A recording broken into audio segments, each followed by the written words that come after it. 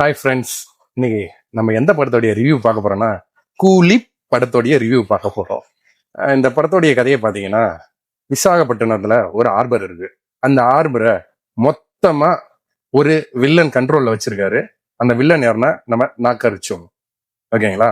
அந்த வில்லன் குரூப்ல ஒரு ப்ராப்ளத்தினால சத்யராஜை போட்டு தள்ளிடுறாங்க. சத்யராஜ் யாருன்னா நம்ம தேவா, அதாவது நம்ம சூப்பர் ஸ்டார் தலைவருடைய உயிர் நண்பன். ஸோ அவரை போட்டுடுறாங்க. அதை போட்டதுனால தேவாவுக்கு கோபம் வந்துருது. யாரு போட்டாங்க, எப்படி போட்டாங்க, எதுக்கு போட்டாங்க, எத்தனை பேர் போட்டாங்க, இது தெரிஞ்சே ஆகணும் அப்படின்னு அவர் கிளம்பிட்டார். ஏன்னா அவர் 30 வருஷமா ஆஃப்லைன்ல இருந்தவர் திடீர்னு ஆன்லைன் வந்திருக்காரு. ஸோ எதுக்கு போட்டாங்கன்றத தெரிஞ்சுக்கிறதுக்கோசரம் அந்த ஹார்பருக்குள்ள பூந்து யாரு போட்டதுன்றத தெரிஞ்சுக்கிறது தான் இந்த படத்தோடைய ஒரு ஒரு விதமான கதை. ஏன்னா இன்னும் பல கதை இருக்கு. ஓகேங்களா? ஃபர்ஸ்ட் ஹாஃப்ல பாத்தீங்கன்னா நம்ம தலைவர் வந்து பாத்தீங்கன்னா அவங்க ஹார்பர்ல இருந்து பாடி கொடுப்பாங்க. இவர் போயிட்டு சேர்ல வச்சு எரிப்பாரு. ஃபர்ஸ்ட் ஹாஃப் ஃபுல்லா பாடி எடுத்துட்டு போய் எரிப்பாரு, அந்த வேலை. செகண்ட் ஹாஃப் இதே மாதிரி பல பாடிகளை போட்டு தள்ளுவாரு. அதுவும் கூட ஒரு 4-5 பேர் சேர்த்துக்கிட்டு, அதாவது கேமியோ தெரியும்ல, உபேந்திரா, அமீர்கான்லாம் வந்து கடைசியில சிரிப்பு காமிச்சிருப்பாங்க.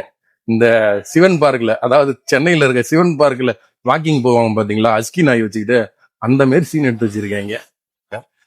ஆனா இப்ப சில சந்தேகங்கள் வருது. ஏன்னா லோகேஷ் வந்து பெரிய பெரிய ஹீரோக்கள்கிட்டயும் இல்ல பெரிய பெரிய ப்ரொடக்ஷன் ஹவுஸுக்கும் போனார்னா அவருக்கு ஏதாவது ப்ராப்ளம் நடக்குதா அப்படின்றது சந்தேகமா இருக்கு.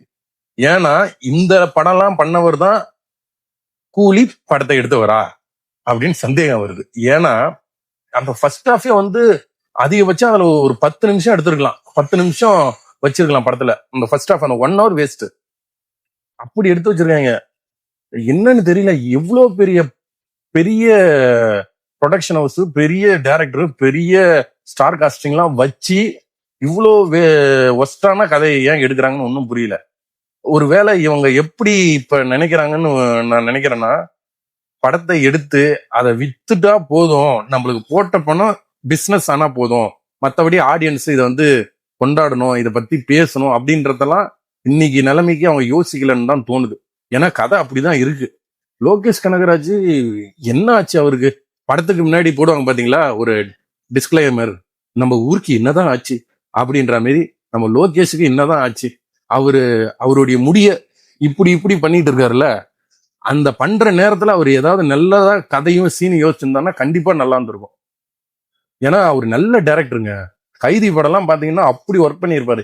ஏன் இப்படி பண்றாரு அப்படின்றது எனக்கு ஒன்றும் புரியல. இல்ல வேற ஏதாவது ப்ரெஷரா, எந்த ஒரு எக்ஸ்பெக்டேஷனும் இல்லாம போய் பார்த்தேன் கூலி.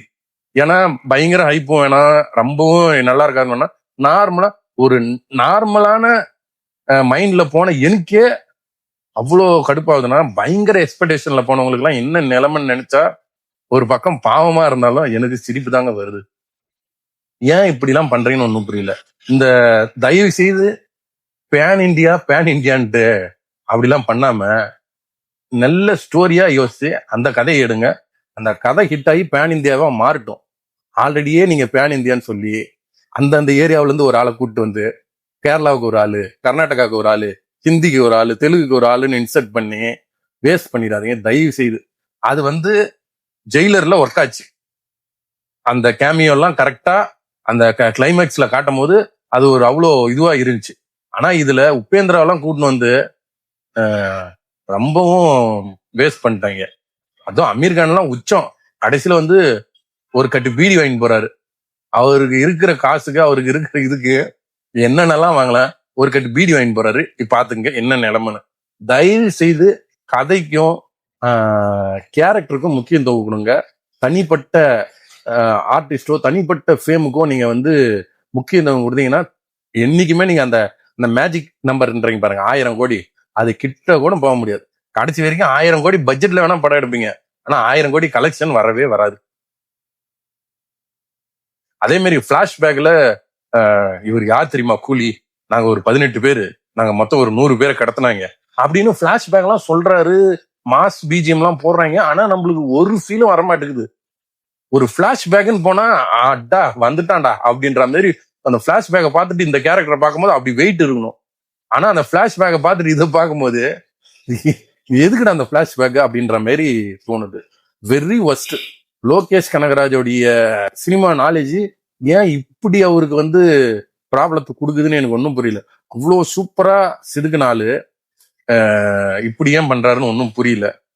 டோட்டலா வேஸ்ட். அங்க பிளாஷ்பேக்ல அந்த ஏஐல பண்ணியிருக்கிறது அதெல்லாம் ஓகே, நல்லா தான் இருக்கு. அதே இன்னொரு அரை மணி நேரம் காமிச்சிருந்தா கை தட்டிட்டு வந்துருக்கலாம்.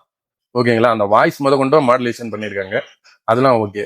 பட் ஆனா கதை வயசு ஒரு கேரக்டர் நீங்க நிக்குதுன்னு சொல்லுங்க, ஒரே ஒரு கேரக்டர் ஸ்ருதிஹாசன்லாம் வந்து செட்டே ஆகல.